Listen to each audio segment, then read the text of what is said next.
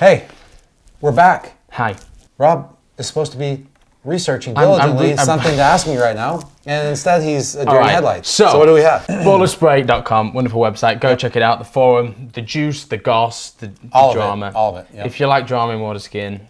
Or if you just like information, it doesn't have to be drama. Okay. It's usually drama. All right, so question one. And again, this is like, we're getting the vibes, but we're kind of moving, we're moving from the question and then giving our opinions. Opinions, yeah. Ski technology. Oh gosh. How far have skis come in the last 10 years? Last 10 years? Last 10 years. 2012 to You know now. what? No, let's make it risky. Let's go 20 years. I'm going to change things up. Sorry. 2002 to now. In what sense are we talking ski technology? Just everything. Everything. Like skis. Shape, construction. That's a ski. Fin. Still a ski. Okay, well, I'll start from the back forward. The fin, for me, hasn't changed really at all. No. For most people. I mean, yeah, there's some weird stuff out there. Won't get into that. But for all intents and purposes, the fin has basically been the same. If you do want to get into that, there's some catty forums on. Yes. Talking about shape, I think the biggest. Okay, this is upside down, but I think personally, the biggest gains to be made in water ski design in the next 10 years are going to be shape related. But I think the least amount of innovation, probably, in my opinion, has been in shape. So I know that doesn't make sense, but Do you think that's where we need to go? I think it's where we need to go. And there's some things that have changed. I shouldn't say that, but in 20 years, look at a ski from 20 years ago. Unless you are a pro, pick it up and feel. Usually they're pretty. Yeah. Okay. Construction then. Yeah. Talk about construction. So construction has changed. However, 20 years ago, I got on a ski from a new company called D3, and it was quite a good ski. And I would wager to say if I gave that to somebody spray painted black that wasn't like a pro skier, and I gave them a brand new ski that was painted black, they would probably not be able to pick out much difference. So in broad view, 30,000 foot view from an airplane, I'm saying nothing's really changed that much, honestly. We haven't had a breakthrough. We have not had a breakthrough like the sport of snow skiing has had yet. So I feel like there's some, I feel like it's a little bit extreme.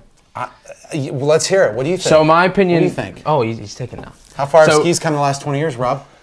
I'm not that How far old, have so skis come since you were a 3-year-old toddler, Rob? 20 years. But the whole fin thing, like you said, I don't think fins have changed that much. I believe that we've seen some weird fin shapes. Yep. And we've also seen people go back to pretty much the same fin shapes every time. It's like Bitcoin. It does this and goes back. Does this and it's like, it just goes back, you know? It does. It always goes back to center. And maybe we're missing out. Maybe we're missing something. But maybe. But I think and maybe 20 years, give and take. Skis have got way lighter. The cores, I believe, are they not got way lighter? In my opinion, no. Yes and no. I mean, we should. When is it? You know what I should probably. We should do the analysis. We should do the analysis. We should do the analysis. We'll make a video down the line. So what from a 2003? Give me an example of a ski. With D3 like C4 Custom 4 is what I was on back in the day. I have no idea what that is. And it was basically, I have it. We could show it, but yeah, it was what was heaviest. Probably was the fin block.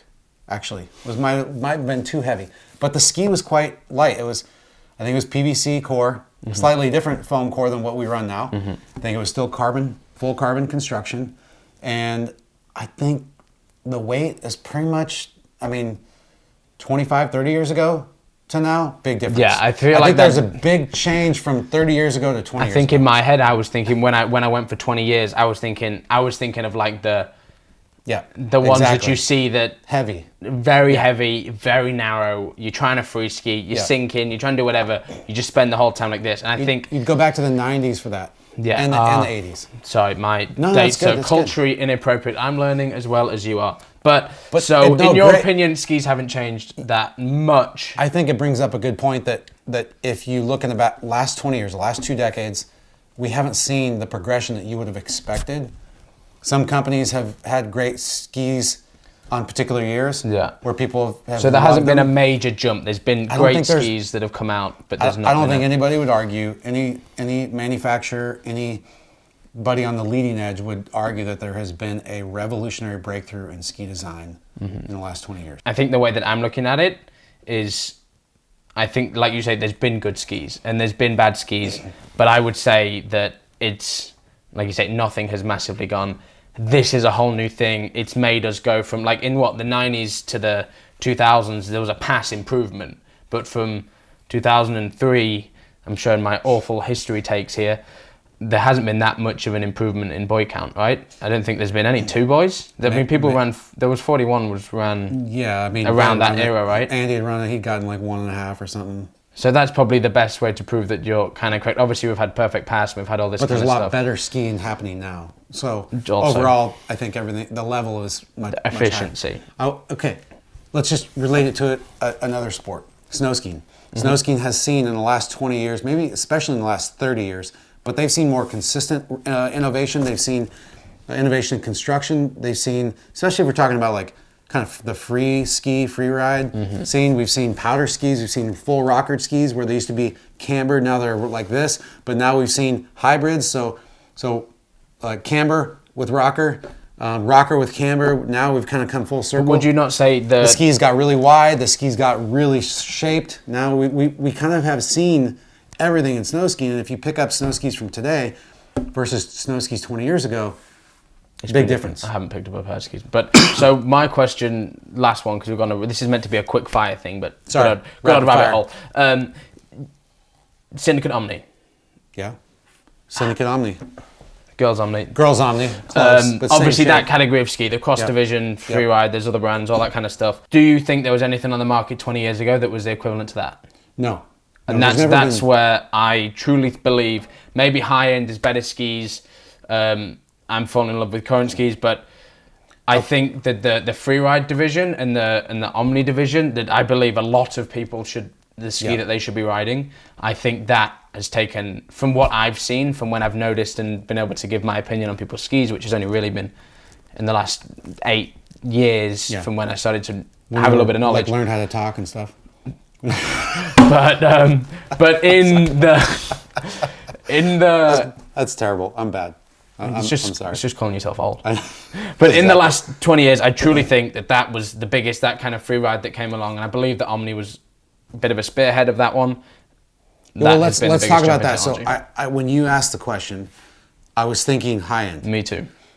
But now you say it, like there has been the free ride kind of evolution or revolution. There was everybody kind of came out with even 10 years ago. 10 years ago, you couldn't run. No. You couldn't have ran 41 at 55k on a free ride ski. That is also going to be probably the best ski for someone who's trying to run like 46K, recreational, 20 mile an hour, 26 mile an hour. Free skiing in the big lake, or trying to run the course at slower speeds. Yeah, and that came from the free ride movement, like the free ride that we came out with. Other brands came out with skis that were kind of the crossover, that free ski, and that has been a revolution. So I will say at the lower end, now we have the hovercraft, which people are learning how to ski on the hovercraft.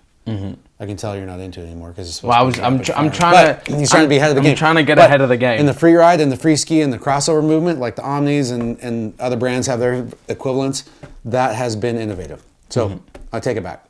You take it back. So but you on the high end, take half of it back. At the high end, half of it back. Más o menos. I see what you mean. Wait, right. I'm going to ask you a question. Okay, damn. I had one lined up. No, you go. That's it. One episode. One question, one episode. That was one question, one episode. Well, I feel like it was going to be like 4 questions, one episode. Then we talked too long. It's okay. Hey, now you've seen it. That's the first episode of Boss Day. We'll be back to you soon. The next one will have more questions and we'll be rapid fire and he won't go down a rabbit hole. Sorry. My bad.